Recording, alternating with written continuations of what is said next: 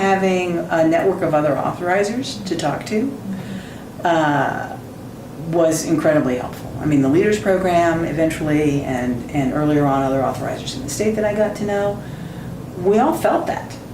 You know, some of us caved more often than others. Some people never caved. But you know, if you're in that kind of environment that pushes you that way often enough, you know, it's not sustainable.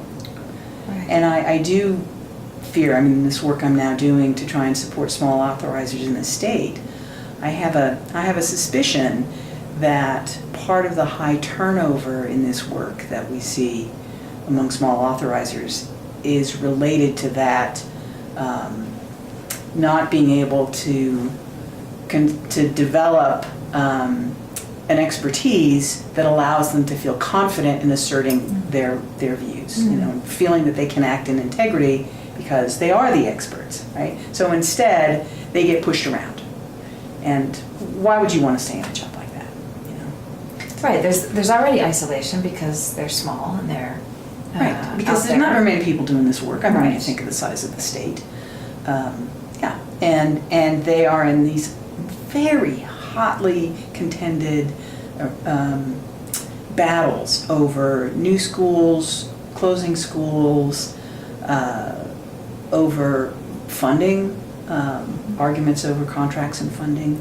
So, yeah, if you're not feeling grounded in your own practice, you know, I think it's very easy to get discouraged and pushed around. So you must feel like you have something so personal to offer them based on all your professional experience too. I mean, you've been in those situations that they're finding themselves in as small authorizers, and I hope so. You know, I hope that one of the things that we'll be able to do is some of what the NACSA Leadership Program does, is help you connect the work that you do to the person you are. And again, I think it's that grounding in values and in your beliefs about what kids deserve, that you know, keeps you standing there when the hurricane is all around you. So we're in fact in the process now of developing the curriculum for our boot camp. Different from a leaders program in that we're really trying to get people from, you know, zero to decent.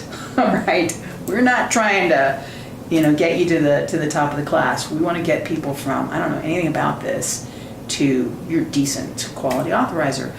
But we're already talking about we have to start with values. We're going to have to start there, because we can't get them through to the end of this, even to decent, unless we get them grounded.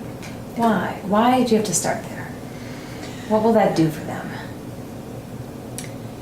It's, well, I think that, you know, what it has been for me is it's that, it's hard to call it this, but it's armor.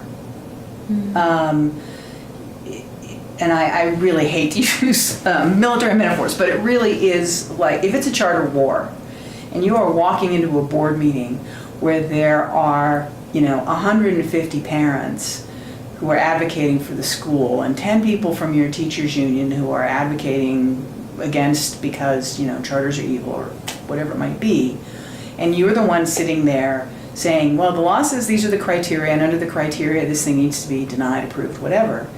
And your board members are going all over the map.